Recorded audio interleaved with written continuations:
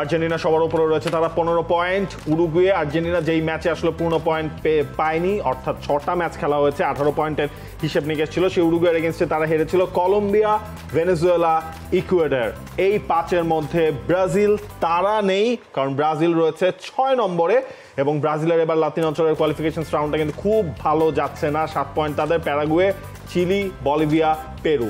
Bolivia এবং Peru এই দুটা ম্যাচ দিয়ে ব্রাজিল শুরু করেছিল তাদের 2026 বিশ্বকাপে কোয়ালিফাই করার মিশন। সেই দুটা ম্যাচেই তারা আসলে পয়েন্ট পেয়েছে। এরপর বাকি যে ম্যাচগুলো হয়েছে, বাকি 4টা ম্যাচের মধ্যে কেবলমাত্র একটা ম্যাচ তারা ড্র করতে পেরেছে।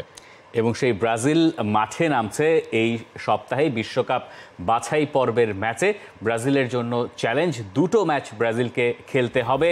প্রথমটা ইকুয়েডরের সঙ্গে 7 সেপ্টেম্বর সকাল 7টায়, পারাগুয়ের বিপক্ষে ব্রাজিল খেলবে বুধবারে, সেটা অবশ্য বাংলাদেশ সময় আধ ঘন্টা আগে। ব্রাজিলের জন্য চ্যালেঞ্জ এই কারণে, বিশ্বকাপ বাছাই পর্ব তাদের যেহেতু খুব একটা ভালো যাচ্ছে না, দল এরই মধ্যে সবাই চলে গেছেন ব্রাজিলে, যারা ইউরোপিয়ান ফুটবলার আছেন।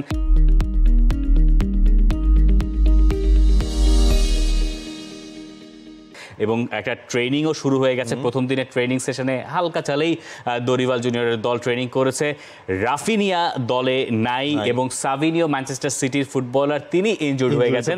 তার জায়গায় দলে ডাকা হয়েছে লুকাস মোরাকে। 2018 সালের পর প্রথমবারের মতো লুকাস মোরা ডাক পেয়েছেন দলে, যেটা আমাকে আসলে পার্সোনালি খুব বেশি অবাক করেছে। দেখেন, ওই জায়গায় তো রাফিনিয়াকেও ডাকা হতে পারতো, আমি অবাক হয়েছি, কলটা হয়নি। এবং আপনি ওই হিসেবটাও যদি করেন, দরিভালের কিন্তু এর আগে ব্রাজিল যে 6টা ম্যাচ খেলেছে সে সময় অন্য কোচ ছিলেন।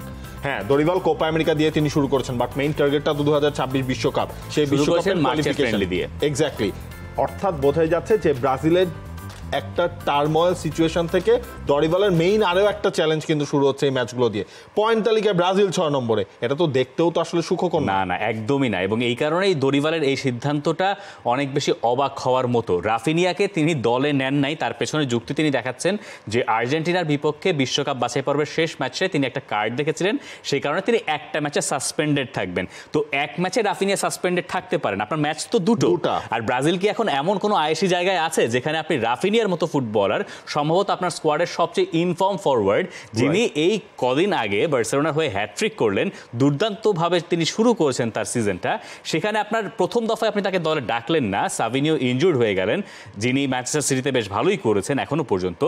তার জায়গায় আপনি রাফিনিয়াকে নেওয়ার সুযোগ বাদ দিয়ে আপনি সেই লুকাস মোরাকে নিয়ে আসলেন। লুকাস মোরা ভেরি ট্যালেন্টেড ফুটবলার, পিএসজিতে তিনি দুর্দান্ত করেছেন সেটাও বলা যাবে না, তবে তার পটেনশিয়াল সবসময় খুব হাই ছিল। হয়তো টটেনহ্যামে বা পিএসজিতে তিনি ওইভাবে শেষ পর্যন্ত নিজের নামের প্রতি যেটা বলা হয় যে যেই ধারণা করা হয়েছিল সেই পর্যন্ত যেতে পারেন নাই।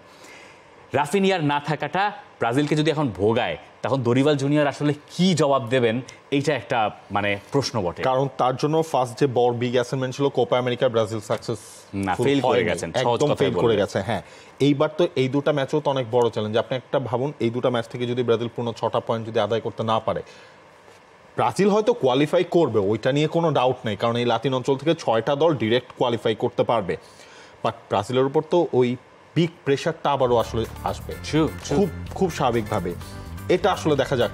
এই চাপটা নেওয়ার তো কোনো প্রয়োজন নাই, যদিও ইকুয়েডর আর পারাগুয়ে এমন কোনো আহামরি বড় শক্ত প্রতিপক্ষ এমনটা বলার কোনো উপায় নাই। আর ব্রাজিল যেহেতু তাদের ওই নামের ব্যাপারটা তো আছে, তারা যখন এইসব দলের সঙ্গে খেলবে তখন তারা জিততেই চাইবে এবং হয়তো জিতেও যাবে, কিন্তু কোন প্রক্রিয়ায় ব্রাজিল আসলে জিততে পারে এটা একটা দেখার বিষয়। ব্রাজিলের খুব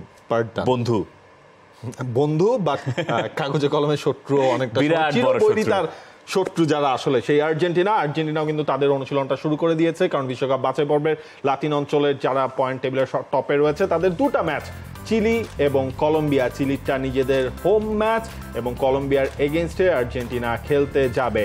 আর্জেন্টিনার এই দলটাতেও তো আসলে কিছু চেঞ্জ হয়েছে। প্রথমে স্ক্যালোনি যে স্কোয়াডটা দিয়েছিলেন, আমরা তারপর পরেই গত সপ্তাহে আমরা দেখেছি দিবালাকে কল করা হয়েছে সেই জায়গায়।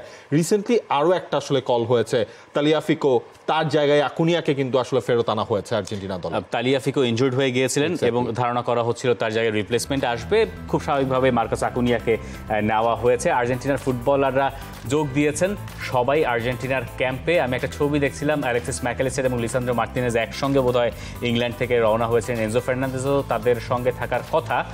যেহেতু লিভারপুল এবং ম্যানচেস্টার ইউনাইটেড ম্যাচ খেলেছে এর পরপরই আমরা দেখলাম যে এই দুই টিমমেট একসঙ্গে আর্জেন্টিনা পর্যন্ত গেছেন। আর্জেন্টিনার জন্য যেটা খবর সেটা হচ্ছে আপনি নিশ্চয়ই এতক্ষণে জানেন যে লিওনেল মেসি সাহেব নাই। মেসিকে ছাড়াই তাদের নতুন যাত্রাটা শুরু হচ্ছে। নতুন যাত্রাই বলতে হচ্ছে কারণ মেসি মারিয়া পরবর্তী যুগ। আর এখানে তো আসলে একটা সময় তো মেসিকে ছাড়া তাদের হাঁটতে শিখতে হবেই। সেই শুরুটা যদি মেসি থাকা অবস্থাতেই করা যায় তাহলে এর চেয়ে ভালো আর কি হতো। এবং দেখেন একটা জিনিস আরো একটা দেখার বিষয় রয়েছে, দিবালাকে নিয়ে সবসময় হচ্ছে প্রচুর স্কালোনিকে কোয়েশ্চেন ফেস করতে হয়।